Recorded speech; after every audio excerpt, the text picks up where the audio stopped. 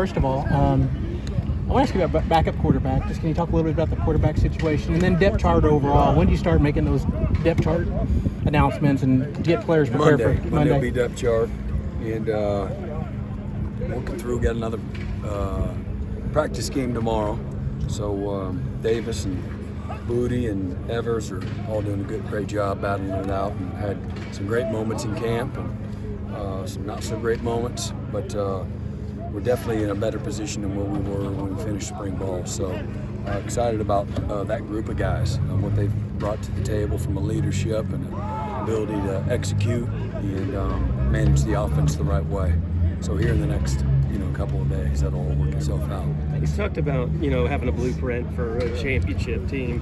How much of just teaching a team how to go through a game week is part of that? It's everything, Kerry. It really is. You can't. This game will punish you, expose you for what you do out here in the practice field, for how you either do or don't sleep, how you eat, how you train, how you recover, how you handle yourself out in the community. It's all preparing. It's a year-round process, and it's not just for this week. It's for you're building your season every day and trying to develop great habits that are going to sustain you under stress and duress.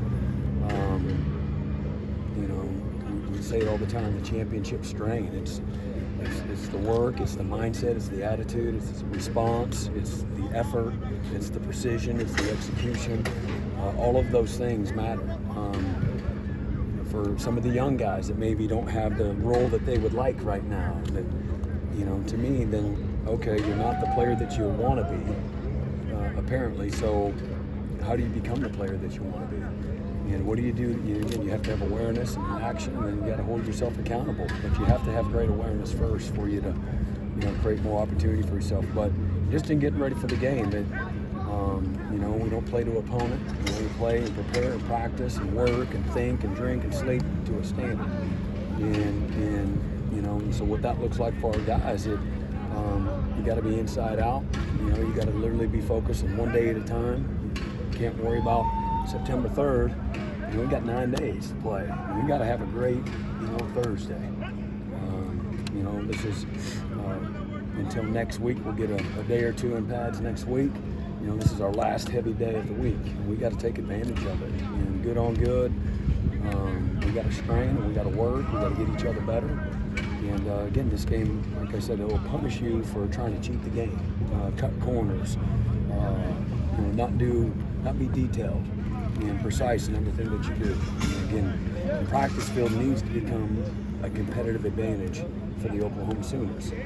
How we approach it, how we attack it, and again, how we respond to heat, to soreness, to the mundane. We got to embrace it. And so that's how we're going to get ready for next week. But we've been working on that for the last several months, and just trying to again help our guys mature and grow up and understand that champions behave like champions before they ever become champions, and it becomes your habits matter, and how you think matters, and how you respond matters. Coach Justin Harrington, how's he coming along, and is there a position that he's in a battle for to start? Apparently you're looking at him at a couple of places. Yeah, so Justin's had a really good camp and finished up the spring well, and then put a lot of work in this summer. We're looking at him both at our cheetah position and a free safety, both. And he's done a great job, and he is competing to be a starter, and we don't know that yet, but I do feel like we're going to have really good competitive depth at several positions where we feel like we have co-starters, and I love that, because to me that brings out the best in everyone. That's going to create good practice habits. Everything counts, from how you show up to the meetings to how you show up to practice, how you respond in practice, again, how you train and recover. Once we get into game day mode, who shows up to breakfast on time, to the meetings on time, all of it really does matter.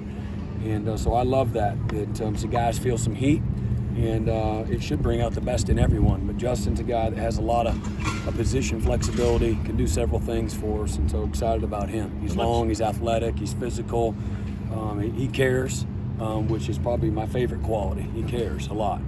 Sorry, how much do you want to project some of the lessons of organization and structure and procedure that you learned from Bob or that you learned from Dabo over the years? Yeah, you Just have in terms of game day operations. Yeah, you have to. And as I had a meeting with our athletic director, we meet once a week, and I told him today, you kind of go through it for that first time.